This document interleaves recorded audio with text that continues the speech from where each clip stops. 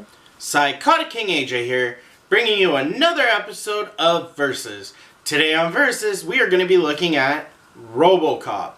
So, the original RoboCop came out in 1987, starring Peter Weller, Nancy Allen, Ronnie Cox, and Kurtwood Smith. The remake, however, came out in 2014.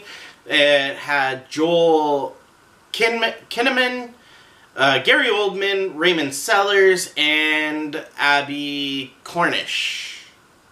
Yeah. Alright, so let's talk about plot. So in the beginning of these movies, it's a little bit different, but not much. The original, we have Murphy, who is a cop from some nice area, really, who gets transferred to Detroit. In the remake, we have Murphy is a well-established and known cop within Detroit.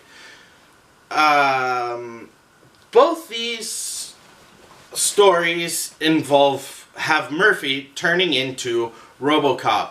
So they kind of changed why RoboCop needed to be brought in. In the original, Detroit has become a cesspool of sex, drugs, and violence, basically, we'll say. And they want to create a whole new city. Call it Delta City. So what they need to do is they need to clean up the city so that they can get the 2 million workers to come in and basically build Delta City. They start off with an Android 209 who's a bot, and it malfunctions, which scares them because there's no human control, really, with that. It's all mechanical. Whereas, in the remake, we see the droids over in third world countries, making them safer, liberating them, and they're not allowing them on American soil because the American government, they don't feel comfortable with robots running the police departments and stuff like that. So that is that's in both movies why they have the need for RoboCop. RoboCop, of course, is the Murphy. So in the original, Murphy's first case, he's out with his partner, they find the main drug lord, and Murphy ends up getting killed via firing squad. In the original, they were not able to salvage a lot of Murphy, and they even make amputations to add more robotics into him. Really, the only thing that stays of Murphy in the original is his face and part of his brain. Whereas in the remake, Murphy is actually killed by a car bomb. Murphy and his partner are involved in a gun bust gone wrong. And the main bad guy ends up planting a bomb on his car. It blows up. In the remake, the only things that are... Well, not really the only things. The things that they salvage from Murphy himself is his mind, heart, lungs. One of his hands they salvage, but his arm ends up having to be rebuilt.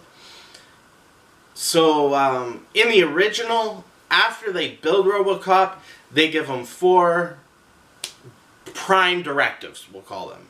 Alright, so uphold the law is one, service the people, Protect the innocent. Protect the innocent, just things like that, with the 4th directive being hidden.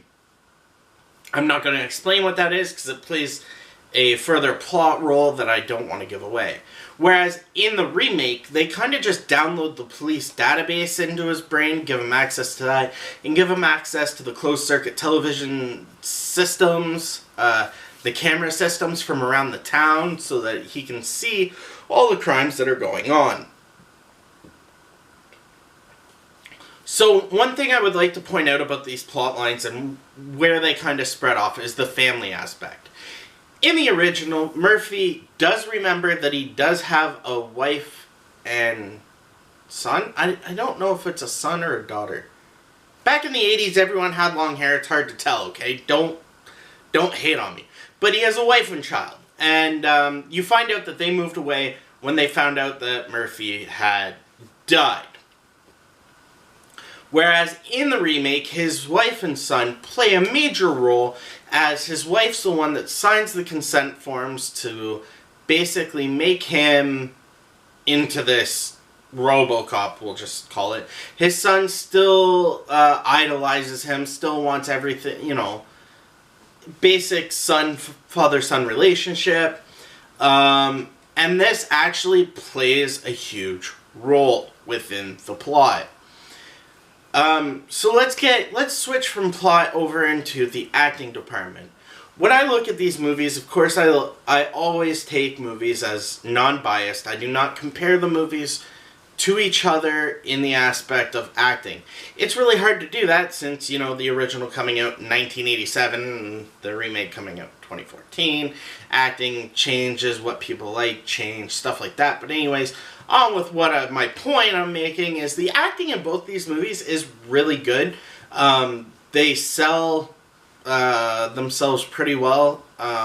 Human interactions and stuff are really... Oh, what's the word I'm looking for here, guys? They're really... They're not... It's not like it's fabricated. Like, you actually get... They actually feel. So, that's always good. Technical aspects. We're going to look at the original versus the remake in technical aspects. They make the suit look more sleek, more modernized. Everything's just kind of modernized in the remake compared to the original.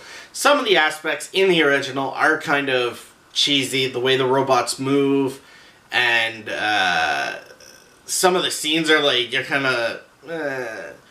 But remember, always remember, back in 1987, that was seen as great cinema.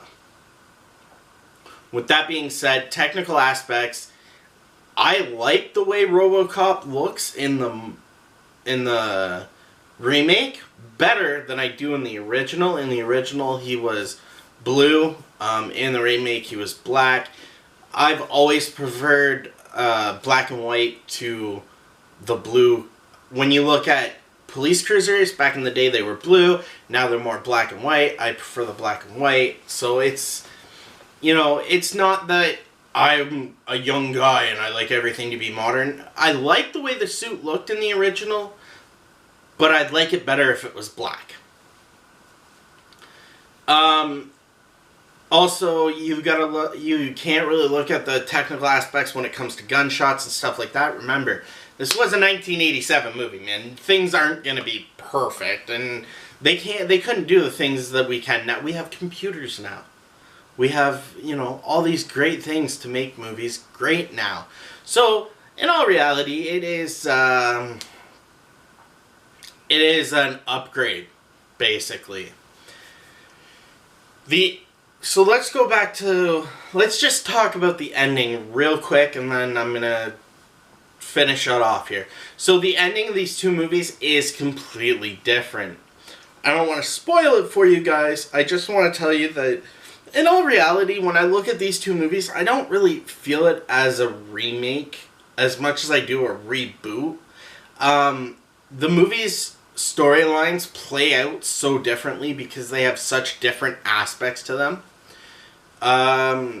So, you know, that is all I'm going to say about that aspect.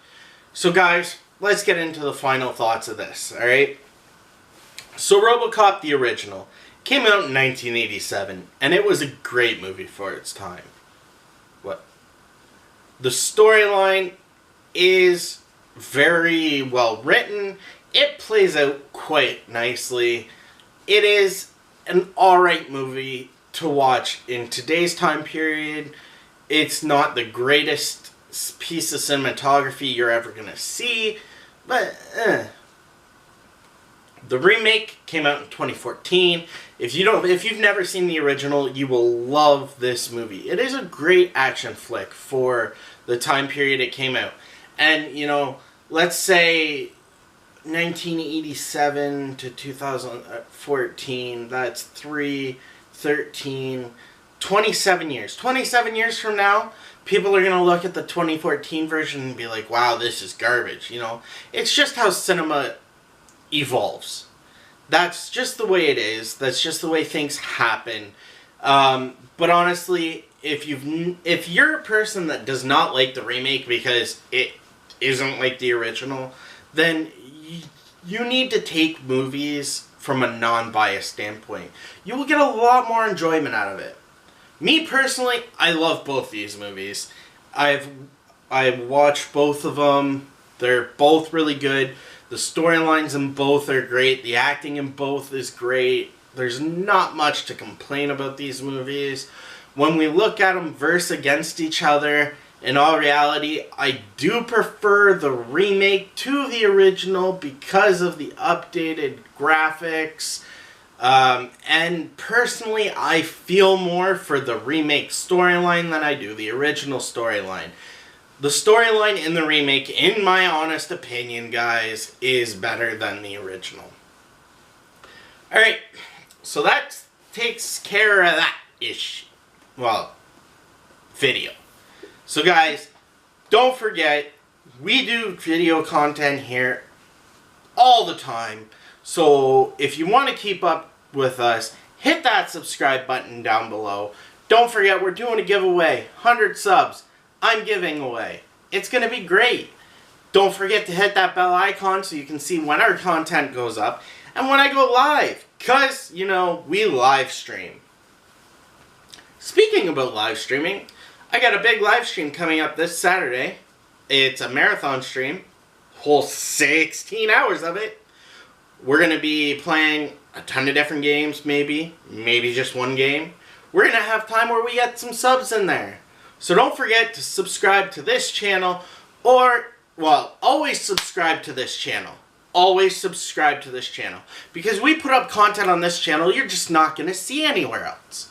But if you like my live streams, but you prefer Twitch, I stream over on Twitch too. My Twitch handle is twitch.tv/PsychoticKingAJ. Pick which one you prefer. I keep tabs on both chats, constantly in both chats. You're not going to be left out. I'm not one of those streamers who's like, I'm going to pay attention to my Twitch and stream it on YouTube and just, you know, let YouTube run wild. No, I pay attention to both, keep control of both. I do have mods to help me out. During my live streams, if you hear your name shouted out by someone that is not me, that's because you're important. And my mods want to make sure that you're getting noticed. Alright guys, don't forget you can always follow me on social media.